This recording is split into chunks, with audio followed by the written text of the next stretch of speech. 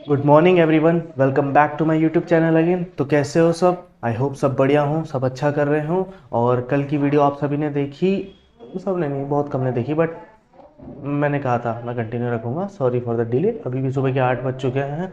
Video बनाते बनाते Sunday था तो मॉर्निंग में उठना पॉसिबल नहीं होता। चलो वीडियो की स्टार्टिंग करते हैं। सबसे पहले कल का कॉन्सेप्ट मैं एक बार बता देता हूँ। कल मैंने समझाया था आपको गैलीलियो का इंक्लाइंड प्लेन। ओके, गैलीलियो के इंक्लाइंड प्लेन को हमने समझा था किस लिए? क्योंकि हमें समझना था इनर्शिया को। अब इनर्शिया का मैंने आपको पहले भी बताया था, इनर्शिया का जो बेसिक रिलेशन है ये है Newton first law of motion के साथ में। ठीक है, तो आज की वीडियो में हम बेसिक कवर करने वाले हैं Newton first law of motion और Newton second law of motion. वैसे अगर मैं आपको बात बताऊं, आपको मैंने इतना डिटेल में इनर्शिया और मोमेंटम समझा है कि मेरे हिसाब से तो अब आपको ज़रूरत नहीं पड़ेगी, ठीक है, कि आप Newton first law of motion या Newton second law of motion को समझो। ज़्यादा टाइम नहीं लगेगा। क्यों? क्योंकि Newton first law of motion completely regards with the inertia और Newton second law of motion जो है completely regards with the momentum. दोनों में कोई चेंजेस नहीं है, दोनों बराबर है। वो इनर्शिया के लिए है, ये मोमेंटम के लिए। हाँ, बोला जाता है इसका ये तरीका है, इसका वो तरीका, ठीक है, अलग अलग सबका रहता है। बट न्यूटन फर्स्ट लॉ हमारा इनर्शिया से आया। इनर्शिया के ऊपर मैंने आपको गैलीलियो के इंक्लाइंड प्लेन के बारे में बताया, इनर्शिया के बारे में डिटेल्ड वीडियो मैंने बना रखी है। और Newton second law of motion हमारा आता है मोमेंटम के ऊपर। मोमेंटम के ऊपर भी मैंने आपके लिए वीडियो बना रखी है, जो सेकंड पार्ट जो मेरा है उसमें आप देख सकते हैं। पूरा मोमेंटम के ऊपर मैंने डिटेल्ड व्यू बना रखा है। वही डिटेल व्यू हमारा Newton second law of motion में आता है। ओके, अब आज की वीडियो में हम पूरा टॉपिक कवर करेंगे कि Newton first law of motion क्या होता है, Newton second law of motion क्या होता है। बाकी मैं इतना डिटेल में नहीं बताऊँ क्योंकि मैंने आपको सब कुछ ऑलरेडी बता दिया। ओके, तो Newton first law of motion से स्टार्ट करते हैं। ठीक है, Newton first law of motion what does it state? It state that it's the same as inertia. Inertia के जैसा ही है।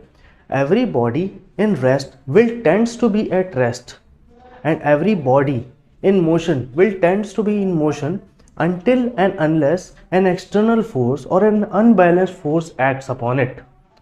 Same definition as inertia. मैंने आपको पहले भी बताया था कि इनर्शिया और Newton first law of motion का डायरेक्ट कनेक्शन है।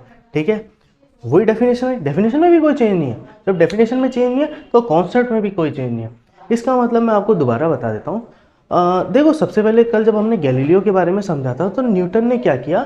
न्यूटन ने गैलीलियो के इनर्शिया वाले कॉन्सेप्ट को, क्यों? क्योंकि इनर्शिया एक ऐसा कॉन्सेप्ट है, गैलीलियो के अकॉर्डिंग क्या था कि भैया अर्थ पे ऐसी कोई बॉडी नहीं है, हर एक body, particularly each and every body opposes motion. ठीक है, each and every body opposes motion. अब मैं सो रहा हूँ, मैं लेटा हुआ हूँ बेड पे, तो ऑब्वियस सी बात है यार, मैं सोना ही चाहूँगा। ऐसा नहीं होगा कि मम्मी आएंगी उठ और मैं उठ जाऊँगा, ये पॉसिबल नहीं है मेरे लिए। तो क्या होगा कि मैं सो रहा हूँ, मुझे सोने दो, मुझे नहीं करना अभी कोई काम। एक ये भी बोल सकते, या फिर मैं आपको बता दूँ। अच्छा हाँ, जब एक पत्थर, एक स्टोन रखा रहता है कहीं पे, ठीक है, किसी भी प्लेन सरफेस पे रखा हुआ है, किसी रफ सरफेस पे रखा हुआ, जब तक आप उसको हटाओगे नहीं बाय योर फोर्स, क्या वो पत्थर कहीं जाना चाहेगा?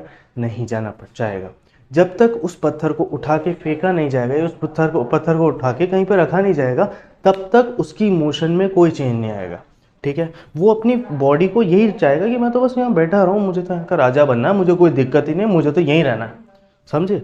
ये इनर्शिया का कॉन्सेप्ट आ गया। इनर्शिया क्या कोशिश करता है कि यार कोई बॉडी रुकी है ना, रोक के ही रखूँगा, चल रही है ना, चलते ही रहेगी, तू नहीं रुकने वाली। ठीक है, और तू रुकना चाहेगा तो मैं तेरे को झटके दूंगा। डायरेक्शन के साथ भी आता है, मैंने भी आपको 3 चीज़ें बताई। हाँ, तो बच्चों, न्यूटन्स लॉ ऑफ मोशन को, फर्स्ट लॉ ऑफ मोशन को समझने के लिए हमने इनर्शिया को समझा। अब इनर्शिया में भी हमें डिटेल समझना होगा, जो मैंने आपको पहले समझा रखा है, बट मैं एक ओवरव्यू दे रहा हूँ ताकि आपको Newton first law of motion के रिगार्डिंग में कोई क्वेश्चन, कोई डाउट आए ही ना। अब समझेंगे इनर्शिया के बारे में। इनर्शिया मैंने आपको समझा दिया पूरे डिटेल में, लेकिन इनर्शिया में 3 टाइप्स होते हैं। फर्स्ट टाइप कौन सा होता है इनर्शिया का? Inertia of rest. क्या होता है? Inertia of rest. सेकंड होता है हमारा इनर्शिया ऑफ मोशन। और थर्ड वन जो हमारा रहता है, ये रहता है इनर्शिया ऑफ डायरेक्शन। ओके, पहला वाला कौन सा रहता है? Inertia of rest. सेकंड वाला इनर्शिया ऑफ मोशन। और थर्ड वाला रहता है इनर्शिया ऑफ डायरेक्शन। ठीक है, इनर्शिया ऑफ रेस्ट वाला इस पॉइंट से हम क्या समझना चाहेंगे कि सर, अगर कोई बॉडी रेस्ट पे है तो वो बॉडी रेस्ट पे ही रहेगी जब तक कोई भी अनबैलेंस फोर्स उसको डिस्टर्ब नहीं कर रहा। सेकंड, अगर कोई भी बॉडी मोशन में है तो वो बॉडी मोशन में ही रहेगी जब तक कोई एक्सटर्नल अनबैलेंस फोर्स उसको डिस्टर्ब नहीं कर रहा। डायरेक्शन, देखो डायरेक्शन को थोड़ा सा समझने के लिए ना थोड़ा सा एक एग्जांपल समझना पड़ेगा, क्योंकि ये डायरेक्शन ऐसी चीज़ है ना, inertia of direction, rest motion तो हमारे लिए डेली लाइफ का केस है। मैंने टेबल पे बुक रख दी रेस्ट पे, ऑब्वियस सी बात है वो डिस्टर्ब नहीं होना चाहिए जब तक तुम उसको नहीं खींचोगे। मैंने क्या किया, कार चल रही है या बस चल रही है, बस में चलते चलते एकदम से सडन ब्रेक्स लगाए तो पैसेंजर्स को फील हो जाएगा जब उनका सर सामने वाली सीट पर टकराएगा, अपने आप इनर्शिया ऑफ मोशन समझ आ जाएगा। लेकिन डायरेक्शन ऐसी चीज़ है जो बहुत कम लोग ध्यान देते हैं। अच्छा, सब लोग बाइक चलाते हैं, सब लोग बाइक्स चलाते हैं, सब लोग कार, मतलब कईयों के घरों में कार भी होगी, कार भी चलाते हैं। तो जब भी आप एक पर्टिकुलर डायरेक्शन में जा रहे हैं, मान लो आप स्ट्रेट डायरेक्शन में जा रहे हैं, ठीक है, स्ट्रेट डायरेक्शन में जाते जाते एकदम से आपने एक इंस्टेंट टर्न लिया बहुत ही हाई स्पीड में, एक हाई स्पीड में एक टर्न लेते हो। अब हाई स्पीड में जैसे ही आप टर्न लेते हो, sorry for the surround sound, सुबह के टाइम पे बहुत लोग निकलते हैं, ठीक है, जब एक हाई स्पीड में आप एक टर्न ले रहे हो तो हाई स्पीड टर्निंग के टाइम पे क्या होगा, होगा ये, जैसे आपने हाई स्पीड पे टर्न लिया, ठीक है, सारे passengers, even the driver himself and all the passengers जो स्ट्रेट बैठे हुए थे, वो सब, मान लो आपने लेफ्ट टर्न लिया तो वो सब राइट की तरफ, वो सबको एक जर्क लगेगा, उन सबको वो जैसे ही टर्न करेंगे यूं तो यूं करते ही सब ऐसे हो जाएंगे। आपने कई बार जो रेसर होते हैं, अगर F1 फार्मूला 1 रेस देखी या फिर कार की रेसिंग कोई सी भी देखी होगी तो आपने ये चीज़ नोटिस करी होगी कि जैसे ही वो कार को इस तरफ में लेफ्ट डायरेक्शन मूवमेंट करते हैं, कार लेफ्ट में जाती है, स्टीयरिंग लेफ्ट में जाता है, लेकिन वो पर्टिकुलर जो बंदा उसमें बैठा हुआ है उसको क्या होगा, एक जर्क लगेगा एक अपोजिट डायरेक्शन में और वो इस तरफ मूव करेगा।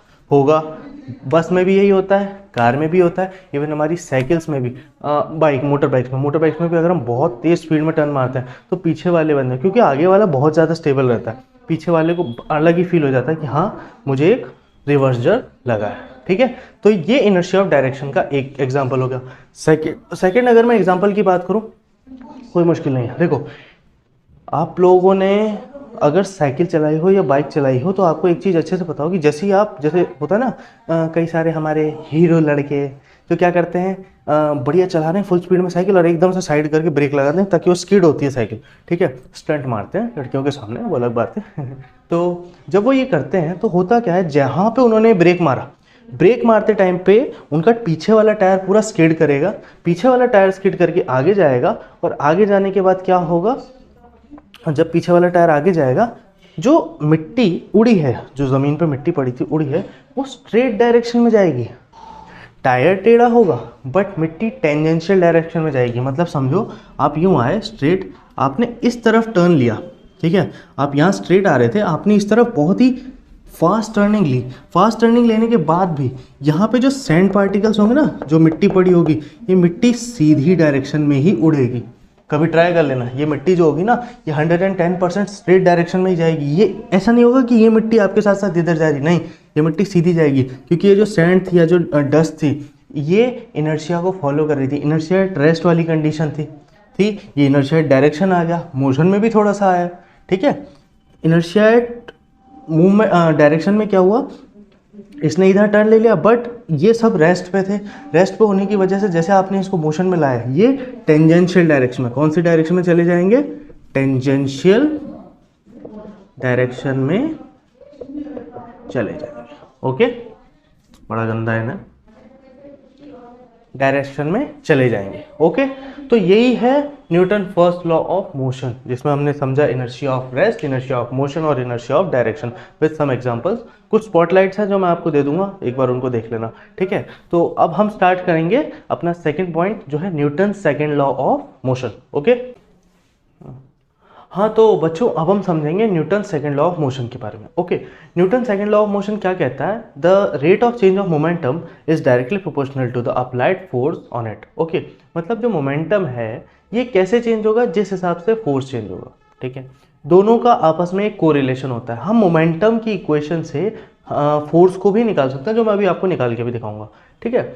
अब Newton second law of motion completely define होता है मोमेंटम के ऊपर। मोमेंटम को मैंने आपको अच्छे से समझा दिया, एक एग्जांपल से दोबारा समझा देता हूँ कि क्या रहता है, हर बॉडी अर्थ पे कोई भी ऑब्जेक्ट है, उस पर्टिकुलर ऑब्जेक्ट का एक सर्टेन मास होगा। अगर वो ऑब्जेक्ट कहीं पे मूवमेंट कर रहा है, मैं बात करूँ एक क्रिकेट बॉल की, जब एक बैट्समैन एक क्रिकेट बॉल को हिट करता है, हिट करते क्या करता है, बॉल का एक सर्टेन मास है, वो इसको क्या प्रोवाइड कर देता है, वेलोसिटी। क्या प्रोवाइड करता है, वेलोसिटी। जैसे वो उसको वेलोसिटी प्रोवाइड कर देता है तो उसका एक मोमेंटम बन जाता है।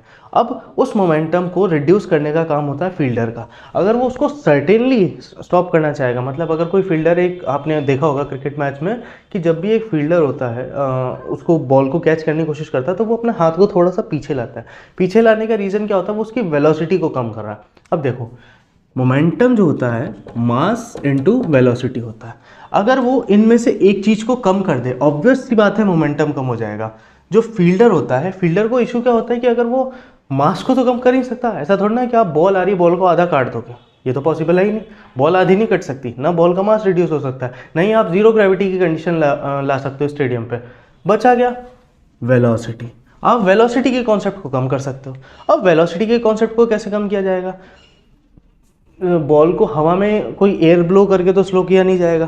उसको क्या किया जाएगा, जब बॉल आपके हाथ में आ रही है तो आप हाथ को हल्का सा, फील्डर जो होता है हल्का सा अपने हाथ को बैक की तरफ बैक स्टेप करते हैं, पीछे की तरफ झुकाते हैं या पीछे की तरफ में मोशन करते हैं। इससे क्या होता है, उसकी वेलोसिटी में एक लिटिल सा चेंज आ जाता है। ज़्यादा नहीं आता, लिटिल चेंज आता है, बट जहाँ पे वेलोसिटी में चेंज आएगा, वेलोसिटी कम होगी, वहीं पे मोमेंटम भी कम हो जाएगा। वेलोसिटी कम हुई, मोमेंटम कम हुआ, हमें उस बॉल को पकड़ने में एक ईजीनेस आ जाएगी, इतना हार्ड नहीं रहेगा हमारे लिए, और हम इजीली क्रिकेट बॉल को कैच कर सकते हैं।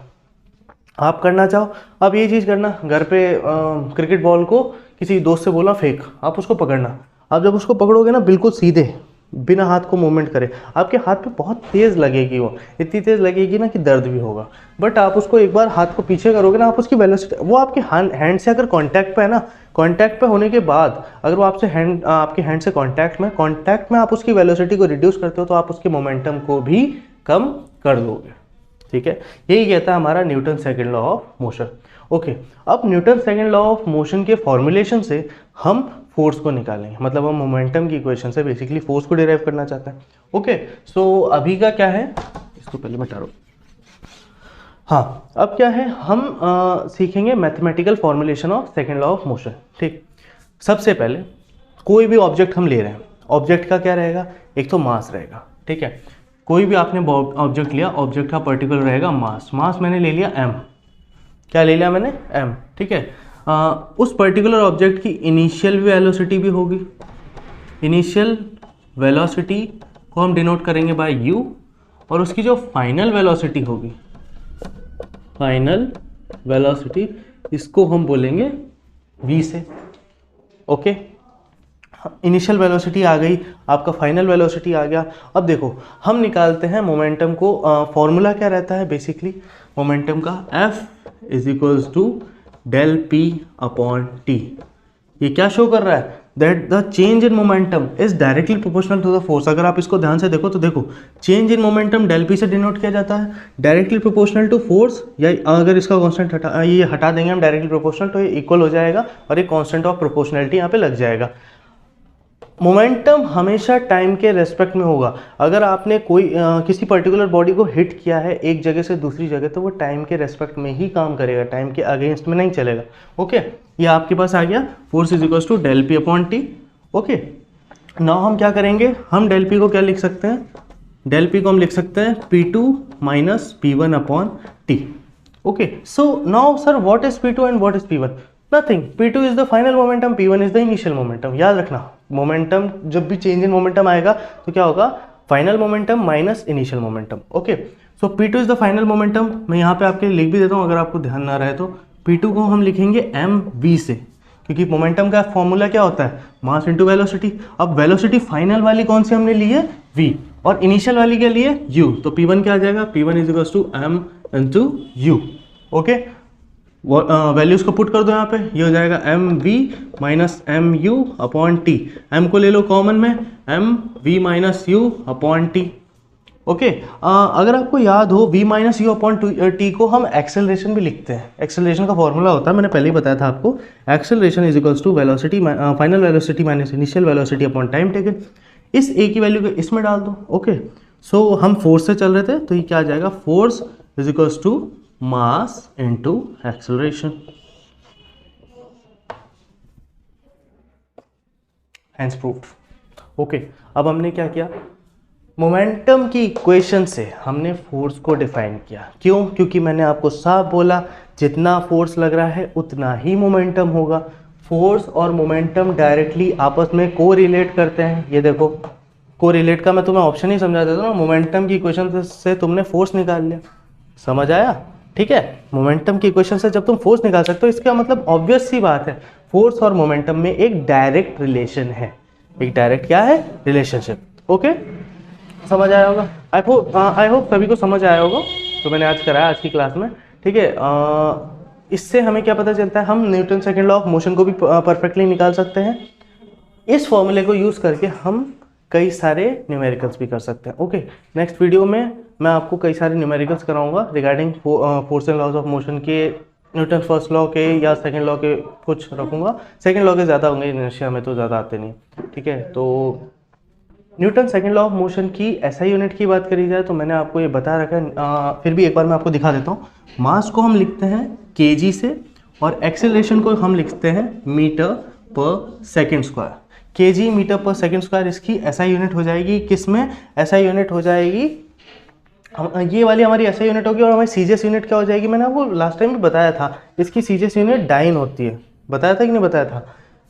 फिर भी एक बार लिख देता हूँ, ये वाली आपकी एसआई यूनिट हो जाएगी केजी मीटर पर सेकंड, और आपकी सीजीएस यूनिट जो हो जाएगी वो हो जाएगी डायन। ओके, आई होप सभी को आज की वीडियो समझ आई हो। किसी को कोई भी डाउट हो, do let me know in the comment section. I hope सभी को आज के कॉन्सेप्ट समझ आए हों। अगर आपको सारे कॉन्सेप्ट समझ आए हो, सब कुछ अच्छा लगा हो, तो please like the video, share my channel and subscribe to my channel. And कोई भी डाउट आए कमेंट सेक्शन में बताना। आफ्टर द वीडियो मैं कुछ क्वेश्चन डालूंगा, आप उनके आंसर्स मुझे कमेंट सेक्शन में ज़रूर लिख के देना, करना ज़रूर। ठीक है, thank you. With that note, bye bye.